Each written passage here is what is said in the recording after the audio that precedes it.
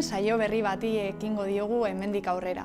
Bidasoako ahotsak saioaren barnean elkarrizketatu ezberdinak ekarriko ditugu gurera, elkarte eta pertsona ezberdinek Bidasoa eskualdearekin zelako harremana duten gertutik ezagutzeko. Eta zuretzat, zer da Bidasoa? Gaur gurekin dauzkagu Parean Berdintasun elkarteko kideak eta gurekin dauzkagu horretarako Miren Lantz eta Oiana Llorente. Kaixo eta ongi etorriak. Kaixo.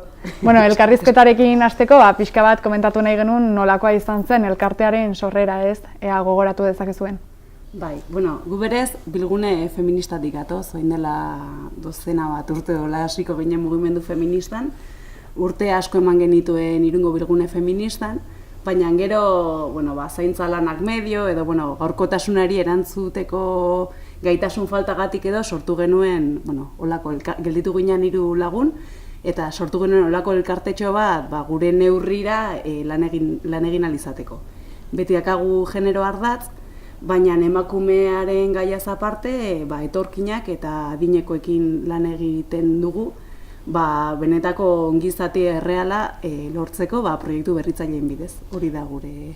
Bai, eta igual gehitzarren hori ez, pixkat, urteak ere horrela joan dira, gure bizi egoera, batu duen bezala ere ez, aldatzen joan da, mundu pertsona guztiena bezala, eta nik uste dut ere gure militantzia arlo hori edo izan dena, igual gazteagoa ginenean militanteki soilik bizitzen genuen hori, pixkat ere, gure bizi egoerara egokitzen saiatu gara, eta ere, bide hortan ere ikasten, formakuntza jasotzen joan gara, berdintasunan edo feminismoan, generoan, eta pixkat ere profesionalizatzeko asmoz, urte guzti hauetan indako lana, eta jakinduria hori metatu duguna, pixkat ere este modu batean. Sortu gainera izan zen, 2 urtez, bilgune feministan geundenean sortu zen txingudi antisexista, zela Irungo eragile anitz eta zabal bat eraso sexista zeuden bakoitzan kontzentrazioak deitzen zituena, eta horren baitan sortu zen Asun Casasola ipuin lehiaketa.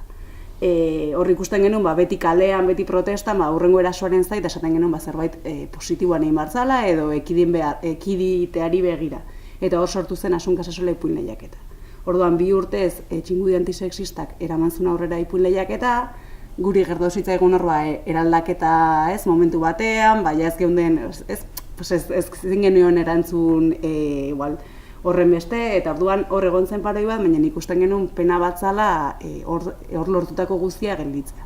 Eta hor sortu genuen Parean elkartea, behar genulako zif bat, elkarte bat, liburu bat ateratzeko. Eta orduan lehenengo 2 edizioetako ipuinekin, ipuin bilduma ilustratu bat egin genuen, eta horrekin pixkat indar berritu eta horra zinen martxan berriz. Justo horrekin sortu zen Parean. Bale, eta oraintxe bertan, hori lehiaketaren antolakuntzan murgildurik zaudete, nola daramazue erraxa da horrelako lehiaketa baten kudeaketaz arduratzea du? Bai, da hori 4. edizioa urten, hori aipatu den bezala ez dugu 4 urte hauek ez dira jarraian izan, lehenengo 2 bai, gero 3. urtean ipuin lehiaketa antolatu beharran liburu ateratzen edo ginen, horretan murgilduta, eta horren edizioan eta iaz berriz ere 3. edizioa, eta horten 4. baina ia da, ibilbide guzti honetan, ipuin lehiaketaren antolatzaileak beraiek ere eraldatzen joan garela, gu igual bai asegieratik egon garela, baina bidean eta bereziki azken liburuaren aitzakiarekin txertatzen joan direla, incluso parte hartzaileak izan direnak, eskualdeko parte hartzaileak irabazlea Nerea Sarria izan zen ez gaur egun antolatzaile moduan dabil, edo eta epaimaikideak izan diren horietako batzuk ere azkenean antolakuntzan sartu dira, edo eta sari banaketa egunean, askotan irakasle edo eskualdeko kazetarien gana jo dugu, horietako batzuk ere azkenean implikatuta antolakuntzan bukatu dute, orduan. Gaur egun taldea pixkat zabalagoa edo anitzagoa da, ez gaude soilik gu Parean elkartetik, eta hori oso poztekoa, ez? Azkenean, jendeak ere beste modu bateko implikazioa hartu duela, eta bai, ze lan maila, pixkat, sistematizatuagoa lehenengo urtetik, egia da urtetik urtera saiatzen garela hobekuntzak edo berrikuntzak txertatzen, baina, nahiko konten eta, erraz esango genuke gaur egun egiten dugula. Eta horten berrikuntzareiko alduzue? Horten, iaz lortu genuen Gipuzkoako Aldundiaren diru laguntza bati esker gazteko kategoria jartzea. Orduan, aurten baditugu 4 kategoria, euskaraz erderaz helduentzat eta euskaraz erderaz gazteentzat ere.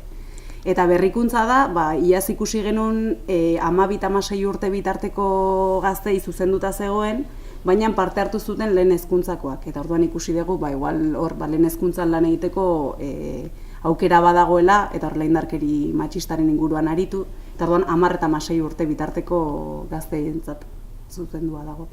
Eta jendearen aldetik parte hartzea geroz eta handiagoa dela ikusi duzue, geroz eta ezagunagoa alda lehiaketa? Gorabeherak daude. Lehenengo tikan bigarrenera asko igozan, bigarrenetikan hirugarrena ez horren beste, eta orain ere, orain azkeneko momentuan jasotzen ditugu gehienak, orduan hor gaude. Orain eromena da, ze azken asteetan iristen dira guztiak. Orduan oraingoz ezin digu eman parte hartze datuak, baina lehenengo 2 edizioetan 500 ipuin jaso genituen, iaz ere nik uste 250 ipuinetara iritsi ginela, eta oraingoz ez dakigu. Oso ondo, eta elkartean imaginatzen dut lehiaketaren antolakuntzaz gain, beste gauza batzuk ere egingo dituzuela. Kontatu dezakezue ze proiektuetan murgildurik zaudeten orain? Bai, justuki aurtengo ikasturtean bereziki landu dugun beste proiektua izan da emakumeak plazara, Irungo emakumeak plazara kasu honetan proiektua.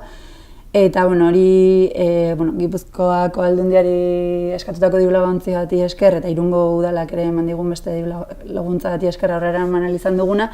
Eta izan da pixka bat Irungo historiako emakumeen testigantza edo historia horiek biltzearena eta horiek plazaratzarena justu, ez? Eta pixka bat beti diskurtsoan aipatzen duguna, ez? Memorian emakumeen historia desagertu egon dela eta invisibilizatu da esaten dena, pixkat lan hori bildu eta hortarako aliatu eta ezinbesteko izan den Mertxe Trantxe izan dugu historialaria eta Irungo Liburutegian lan egiten du gainera artxiboan. Eta berari esker bai datu historikoak, testigantza ezberdinak garaiko aldizkarietakoak, argazki zaharrak eta bildu ahal izan ditugu eta pixkat lanketa edo abiapuntua izan da hori helaraztearena etorkizuneko belaunaldiei, ez? Bere garaian ere egin genulako honen inguruko lanketa Irungo udalari proposatzen Irungo kale izendegirako emakume izenak edo emakume kolektiboen izena, pixkat aurre ikusten genulako kale berriak egongo ziela eta bazterketatxo bat egin genuen eta proportzia oso tamalgarria zen, nik uste orokorrean nola izan dela. Eta hor, lortu da kale askori azken 10 urte hauetan emakume izena jartzea, baina esaten izen hori edo aitortzari egin zaio, baina jarraitzen dugu jakin gabe nortzuk izan ziren, ez? Orduan, urtengo lanketa izan da pixkat hori, eduki hori, historia horiek berreskuratu, eta horiek modu alik eta, difusio alik eta gehien izateko, eta betreziki lanketa egin dugulako aurten 4. mailako Irungo Eskola Publikoko haur guztiekin, beraientzat ere erakargarria izan zedin, dokumental edo bideo batean bildu dugu informazio, argazki eta informazio guzti hori. Eta, oraintxe bukatu dugu erronda eskola publikoekin, egon gara, esan duzeko hori...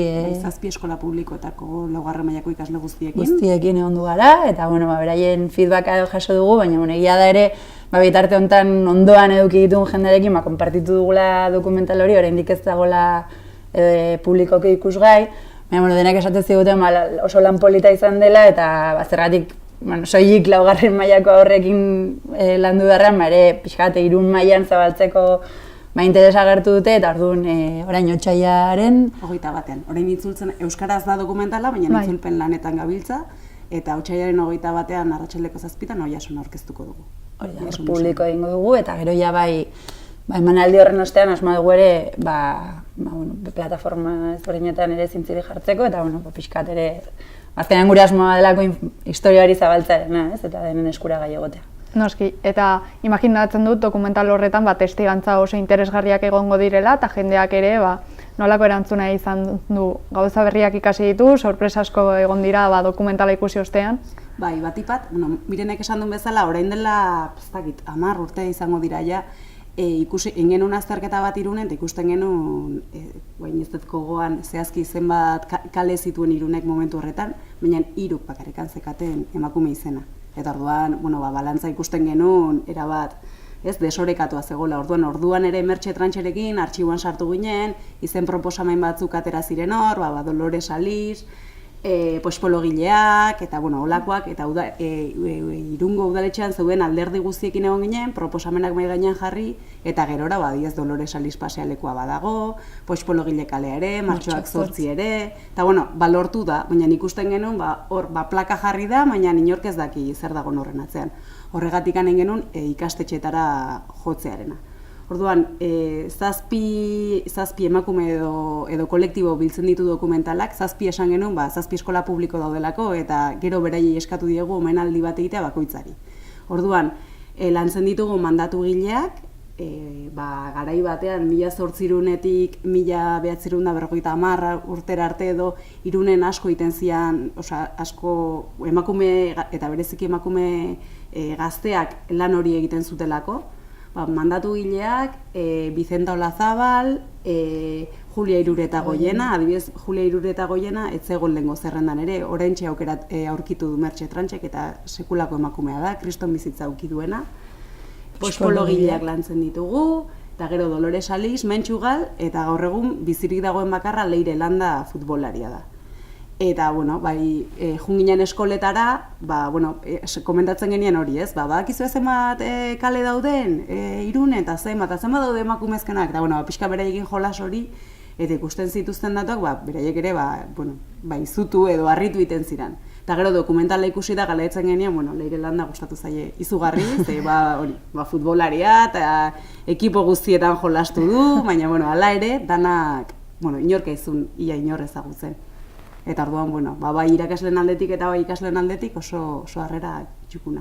Eta gero, esaten genuen, zazpi aukeratu genitula, beraiei aurkezteaz gainera, eskatu genion ikastetxe bakoitzari aukeratzeko emakume bat. Hurbiltasunagatik, adibidez Eguzkizak Dolores Aliz aukeratu du, bertan dagoelako, Dunboak pospologileak, ze bertan dira ere, Leire Landa Txingudi ikastola aukeratu du, ze bertan ikasi zuen, eta pixka eta aurretik gaina erabaki hori hartu zuen eskolak. Eta orain ikaslei eskatzen zaie, 3 hilabete hauetan zerbait egitea, ikasi dutenarekin eta devoluzio hori egitea, ze martxoaren 16an larunbata goizez egingo dugu paseo historiko bat Mertxe Trantxerekin, berak erakutsiko digu dokumentalean ikasitako guztia, zuzenean ikusi ahalko dugu Dolores Aliz beraun etxean nola bizi izan, eta pixkat hori, eta orduan ikastetxeetako delegazioak edo egongo dira, pixkat hori omenalditxo bat eskainiz emakume horiei. Orain martxoaren sortzearen inguruan galdetu behar nizuen, datorren, iazko urtean ikusi genuen mobilizazio izugarriak izan zirela, Irunen beste kapitaletan ere. Ze prestaturik daukazu edo nola ikusten duzu data hau? Hor, aipatu duguna, ez? Gure elkartetik gaur egun hori, agian ez dakago hainbeste kale izaera hori, ez? Horren dela 10 urte edo bageneukana, Bilgune Feministak gendenean, orduan zela bereziki gure lanketak horiek ziren, ez? Martxoaren 8ko mobilizazioak antolatzearena, jaialdiak prestatzearena, eta gaur egun agian gehiago funtzionatzen dugu hori proiektuka edo. Baina, noski, mugimendu feministarekin harremanean bagaude, feminista sentitzen gara, eta hor, guk hola zuzenean, gure aportazioa izango da pixkat emakumeak plazara proiektuaren devoluzio hori herriari horregatik antolatu du pixkat martxoaren 8aren daten baitan edo hor kokatu nahi izan dugu. Eta bestela, badakigu Irun mailan ere mugimendu feminista edo talde ezberdinak koordinatzen badabiltzatela, horten ere greba planteamendu egin delako, baina hor hiri edo herri bakoitzak pixkat ikusi behar du nola aurrera emango duen egun hortan. Eta hor harremanetan, baina gu pixka beste posizio batetik edo bezala. Egun horretan mugimendu feministak eduki behar du protagonismoa eta berei dagokie erabakitzea zer egin martxoaren 8. Primeran, tamaitzen joateko, horrela etorkizunari begira datozen hilabeteetan, zein helburu dauzkazue edo proiekturen bat martxan jartzeko ideiarik baduzu da? Ideiak pila, hori beti izan ditugu 1000 ideia eta 1000, baina, poliki-poliki egea, oraingoz hori ipuin lehiaketarekin buru belarri, ikusten dugu emakumeak plazara egitasmoak, 1000 aukera ematen dituela.